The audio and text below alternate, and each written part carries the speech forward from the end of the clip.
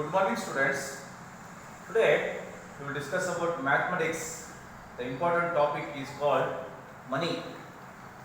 What is money?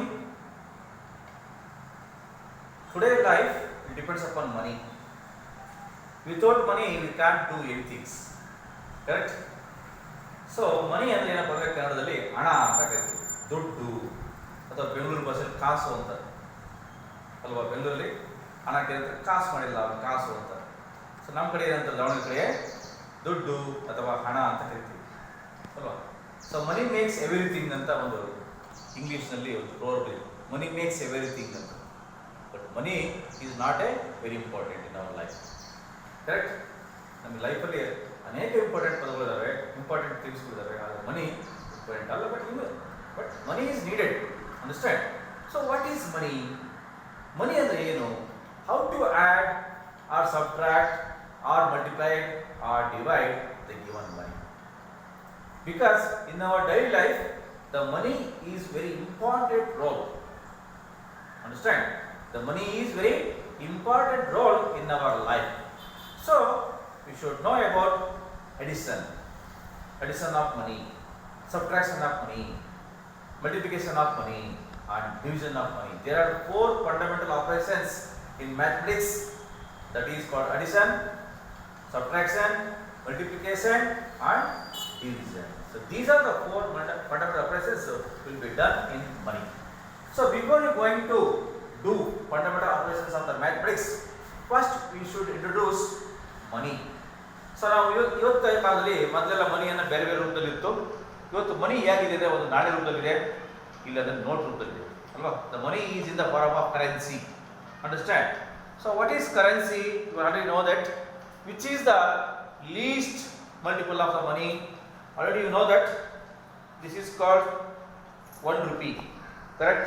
This is called 1 rupee. Look here. This is head, this is tail. So 1 rupee and the ಕಾಣುತ್ತೆ, ಇದು 1 rupee. Correct? So now this is 2 rupees. Correct? This is the tails, this is a head. ಇದು ಮೇಲ್ಭಾಗ, ಇದು ಕೆಳಭಾಗ. So this is 2 rupees. And also this is not 3 and 4 rupees is not there, but 2 plus 2. This is 2 plus this is 2. 2 plus 2, 4 rupees ಆಯಿತು. ಅದೇ 2 plus 1. This is a 2 rupees coins. This is a 3 rupees, 1 rupees coins. So adding 2 plus 1 is a 3 rupees. Correct? Then 2 plus 1, 3. 2 plus 2, 4. Then it will be 5. This is a 5 rupees coins. Correct? This is a gold color. It is a 5 rupees coins. So 10 rupees coins right. So then this is 5 rupees currency. It is called note ಅಂತ ಕರೀತೀವಿ. ಇದು paper ರೂಪದಲ್ಲಿದೆ ಅಲ್ವಾ? Coins ರೂಪದಲ್ಲಿದೆ, ಇದು paper ರೂಪದಲ್ಲಿದೆ. ಇದು 5 rupees coins ನೋಡಿ, 5 ಅಂತಿದೆ ನೋಡಿ. ಇದು ಫ್ರಂಟ್ ಭಾಗ, ಇದು ಬ್ಯಾಕ್ ಭಾಗ ಅಲ್ವಾ? ಎಲ್ಲ ಭಾಗದಲ್ಲೂ ನಮ್ಮ ಗಾಂಧೀಜಿ ಕಾಣ್ತಾನೆ. ನೆಕ್ಸ್ಟ್ ಇಲ್ಲಿ ನೋಡಿ 10 rupees. This is 10 rupees. What is this? This is a 10 rupees currency. Correct? So 10 rupees ಅದು 10 ರೂಪಾಯಿ ಅಂತ ಕರಿತೀವಿ ಇದಕ್ಕೆ. ಇದು ಫ್ರಂಟ್, ಇದು back side. Next this is 20 rupees.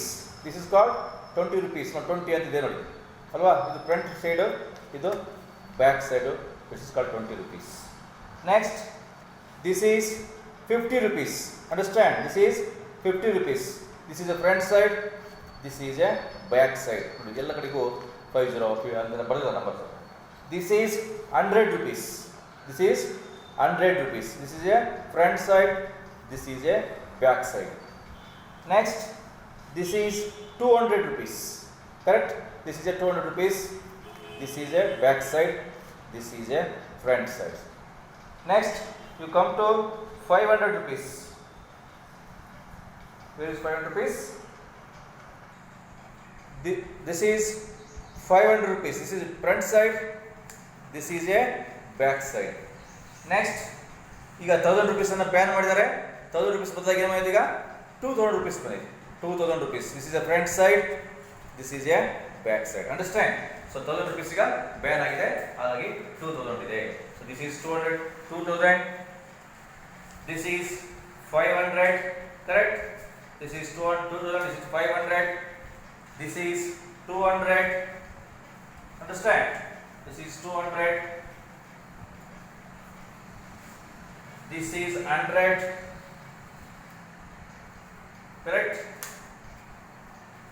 This is 50. This is 20 rupees. This is 10 rupees. ನೋಡಿ.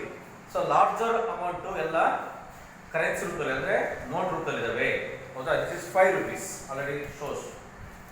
Understand? So these are all larger amount, big amount. ಇದನ್ನೆಲ್ಲ ನಾವು ನೋಟ್ ರೂಪದಲ್ಲಿ ಮಾಡ್ಕೊಂಡಿದ್ದೀವಿ. ಇವೆಲ್ಲ ಇಂಡಿಯನ್ ಕರೆನ್ಸಿ. ಒಂದು ಇಂಡಿಯನ್ ಕರೆನ್ಸಿ. ಚಿಕ್ಕ ಚಿಕ್ಕ ಮನಿಗಳನ್ನು ಏನು ಮಾಡಿದ್ವಿ ನಾವು ಕಾಯಿನ್ಸ್ ರೂಪದಲ್ಲಿ ಮಾಡಿದ್ದೀವಿ. This is 2 rupees. This is 5 rupees. Understand? This is 1 rupees. This is 2 rupees. Understand? So these are the introductions about rupees. Understand? So rupees ಅಂದ್ರೆ ಏನು ಅಂತ ನಿಮಗೆ ಈಗ ಗೊತ್ತಾಯ್ತು. ಸೊ ಮನಿ ಅಂದ್ರೆ ಏನು ಗೊತ್ತಾಯ್ತು. ಸೊ ಸ್ವಲ್ಪ ಇಂಟ್ರೊಡಕ್ಷನ್ ಮಾಡಿದ್ದೀನಿ. ಸೊ ಈಗ ನೀವು ಈ ಮನೀಸ್ಗಳನ್ನು ಹೇಗೆ ಹಾರ್ಡ್ ಮಾಡೋದು, ಸಬ್ಟ್ರಾಕ್ಟ್ ಮಾಡೋದು, ಮಲ್ಟಿಪ್ಲೈ ಮಾಡೋದು ಮತ್ತೆ ಡಿವಿಷನ್ಸ್ ಮಾಡೋದನ್ನು ನಾವು ತಿಳ್ಕೊಳ್ಳೋಣ. ಸೊ ಮನಿ ಅಂದರೆ ಭಾಳ ಇಂಪಾರ್ಟೆಂಟ್. ಆ್ಯಕ್ಚುಲಿ ನೀವೇನಾದ್ರು ಅಂಗಡಿಗೆ ಹೋದರೆ ಸಪೋಸ್ ಒಂದು ಎಕ್ಸಾಂಪಲ್ ತಗೊಂತೀವಿ ನೋಡಿ. ನೀವೀಗ ಏನು ಮಾಡಿದ್ರೆ ಮೊದಲೆಲ್ಲ ರುಪೀಸ್ ಅಂತ ಈಗ ಬರೀತಿದ್ವಿ ನಾವು. ರುಪೀಸ್ 10 ಅಂತ ಬರೀತಿದ್ವಿ ಅಲ್ವಾ, ರುಪೀಸ್ 5 ಅಂತ ಬರೀತಿದ್ವಿ, ರುಪೀಸ್ 2 ಅಂತ ಬರೀತಿದ್ವಿ, ರುಪೀಸ್ 1 ಅಂತ ಬರೀತಿದ್ವಿ. ಈಗ ಏನು ಮಾಡಿದ್ದಾರೆ, ಆ ರುಪೀಸ್ ಬದಲಾಗಿ ಈ ಒಂದು ಚಿಹ್ನೆ ಮಾಡಿದ್ದಾರೆ. ದಿಸ್ ಈಸ್ ರುಪೀಸ್ ಇದೆ. ಕರೆಕ್ಟ್? ರುಪೀಸ್ 10 ಇದು ರುಪೀಸ್ ಅಂತ ಬರೆಯಬಲ್ಲಿ ರುಪೀಸ್ 5 ಇದು ರುಪೀಸ್ 2 ದಿಸ್ ಈಸ್ ರುಪೀಸ್ 1. ಮೊದಲು ನಮ್ಮ ಬೋರ್ಡ್ ಸಿಸ್ಟಮ್ ಅಲ್ಲಿ ರುಪೀಸ್ RS ಅಂತ ಬರೆದು ಒಂದು ಫುಲ್ ಸ್ಟಾಪ್ ಬಿಟ್ಟು ಅಂತ ಬರೀತಿದ್ವಿ. ರುಪೀಸ್ 5 ಅಂತ ಬರೀತೀವಿ, ರುಪೀಸ್ 2 ಅಂತ ಬರೀತೀವಿ, ರುಪೀಸ್ 1 ಅಂತ ಬರೀತೀವಿ. ಈಗ ಆ ರುಪೀಸ್ ಅನ್ನ ಬದಲಾಗಿ ಒಂದು ಸ್ಟ್ಯಾಂಡರ್ಡ್ ಫಾರ್ ಒಂದು ಸ್ಟ್ಯಾಂಡರ್ಡ್ ನೊಟೇಷನ್ಸ್ ಅನ್ನ ಕೊಟ್ಟಿದ್ದಾನೆ. ಇದು ದೇವನಹಳ್ಳಿ ಸಿಂಬಲ್. ಈ ದೇವನಹಳ್ಳಿ ಸಿಂಬಲ್ ರುಪೀಸ್ ಸಿಂಬಲ್. ಇದನ್ನ ನಾವು ಉಪಯೋಗಿಸ್ತೀವಿ ಈಗ. Rupees 10, rupees 5, rupees 2, rupees 1. So ನಾವು addition of money. Addition of money. ಈಗ ಮನಿಯನ್ನು ಹೇಗೆ ನಾವು ಹಾರ್ಡ್ ಮಾಡಬಹುದು ಅನ್ನೋದನ್ನು ನಾನು ನಿಮಗೆ ತಿಳಿಸ್ಕೊಡ್ತೀನಿ. Like so I will take one example.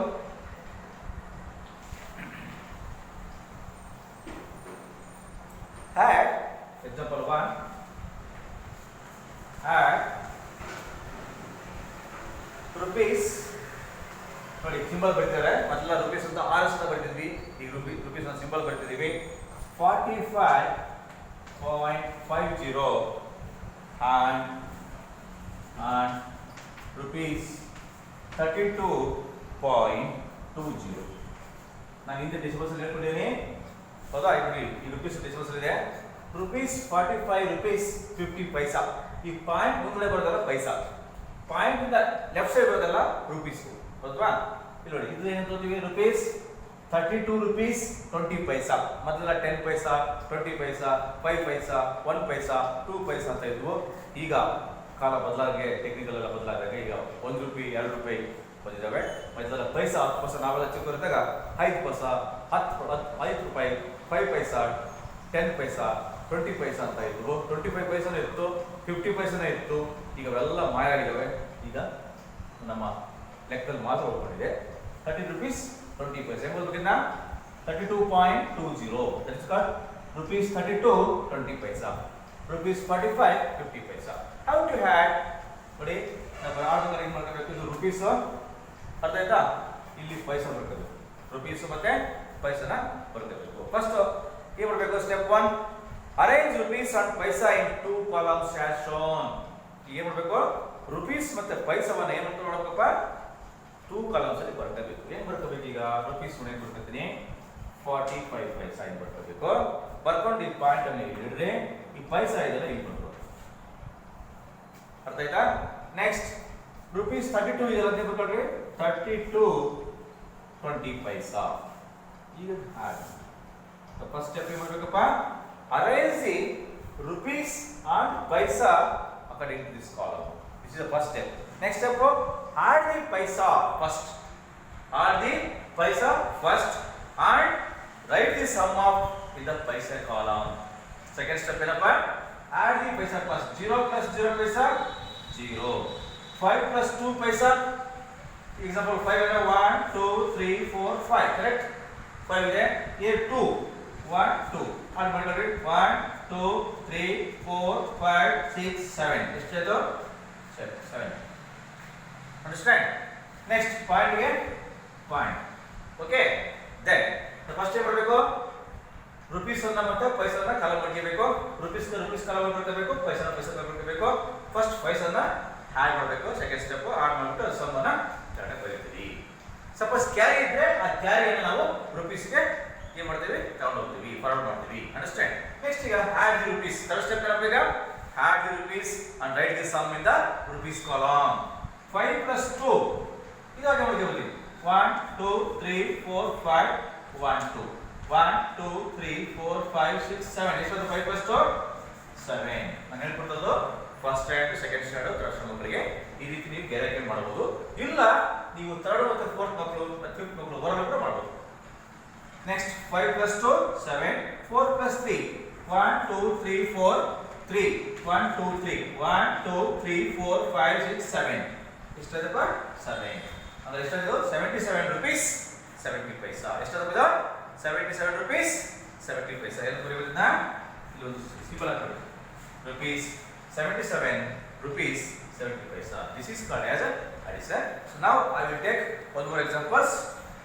Second one, add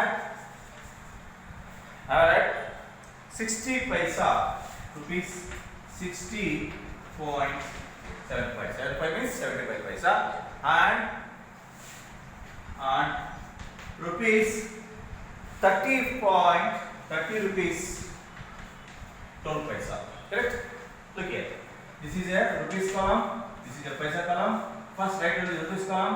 Put the point. Then paisa. Write to the paisa column. Next, take the 30 rupees in the 30 rupees column. Then the paisa should be written in the column 5 paisa. Correct? ಏನು ಮಾಡಬೇಕು rupees column rupees ಬರ್ಕೋಬೇಕು paisa column ಗೆ paisa ಬರ್ಕೋಬೇಕು. First add the paisa column. 5 plus 2 7. 7 plus 1 8 ನೋಡಿ ಓವರ್ಲಾಲ್ ಮಾಡಬಹುದು ಇಲ್ಲ ನೀವು ಬೇರೆ ಹಾಕೊಂಡು ಹೇಳ್ಕೋಬಹುದು ಅಥವಾ ನಿಮ್ಮ ಫಿಂಗರ್ಸ್ ಅನ್ನು ಎಣಿಸ್ಕೊಂಡು ಕೂಡ ಮಾಡಬಹುದು ಫಸ್ಟ್ ಸೆಕೆಂಡ್ ಮಕ್ಕಳು ಥರ್ಡ್ ಫೋರ್ತ್ ಮಕ್ಕಳು ಹಾಗೆ ಮಾಡಬಹುದು ಇದು ದೊಡ್ಡದಾಗಿರ್ತೀರಿ ಅರ್ಥ ಆಗುತ್ತೆ so 5 plus 2 7 7 plus 1 8 point 0 plus 0 0 6 plus 3 9 ಎಷ್ಟಾಯ್ತು how to read this one 90 rupees 87 paisa 90 rupees 87 paisa understand this is called addition of money understand thank you